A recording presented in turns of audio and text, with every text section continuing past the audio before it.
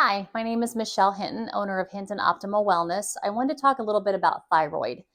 Thyroid is such a common topic, and people feel that they have what we call suboptimal or low functioning thyroid. But I wanted to actually explain how the thyroid works so you actually know what tests to ask primary care to order or endocrinology or whomever it may be to order if you are feeling this way.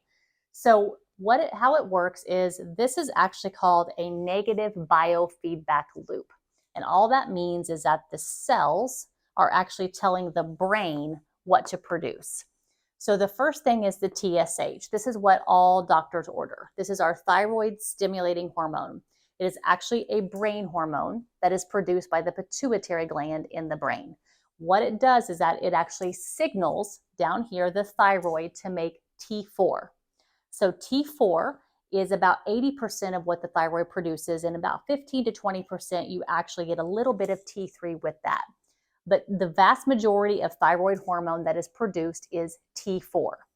Now, T4, keep in mind, is inactive. So, what that means is the only job it has in the body is to convert down to T3.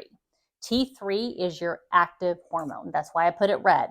We want a lot of this to be pushed into the cells to do its work. The problem is, though, is about probably 90% of the clients I see, the conversion is the issue. So in order to convert T4 to T3, there's several things that has to happen. And one of them is nutrient conversion. And as you can see, we need iodine, magnesium, selenium, iron, and zinc. If we don't have enough of these, what can happen is this conversion fails.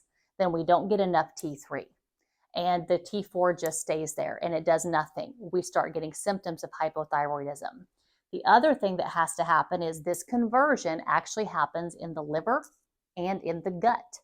So everything that we eat, everything that we swallow as far as supplements, pills, prescriptions, anything we do, it goes through the liver.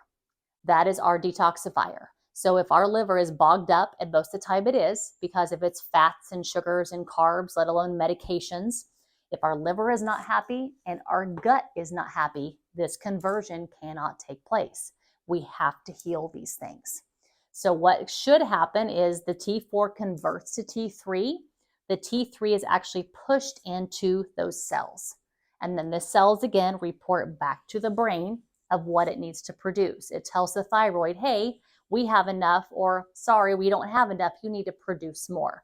That's why this level can go up and down. Now, the other thing that can happen in high states of stress is that this T4 can actually be converted over here to what we call reverse T3. So this is actually a storage place for thyroid. And the reason it does this is your body is very smart. So it feels that it's in a state of fight or flight. So it thinks it's running away from a lion. So its goal is to conserve your metabolism as much as possible. It doesn't care if you lose weight. It doesn't care if you burn fat, if your hair, skin, nails look good. It doesn't care if you have good gut function, good brain function. All it cares about is you surviving to the next day. That's why stress and cortisol, adrenal function is so important. It can truly affect thyroid greatly. So this kind of just shows you how the thyroid actually works. So the levels you need to ask for from your provider to actually look at a full panel is you need the TSH, you need a free T4, a free T3, and the free means it's active inside the cell. You need a reverse T3, and you also need both antibodies just to make sure you're not into an autoimmune, which we have found a lot of autoimmune that people they were not aware that they had. And that's called TPO and TG.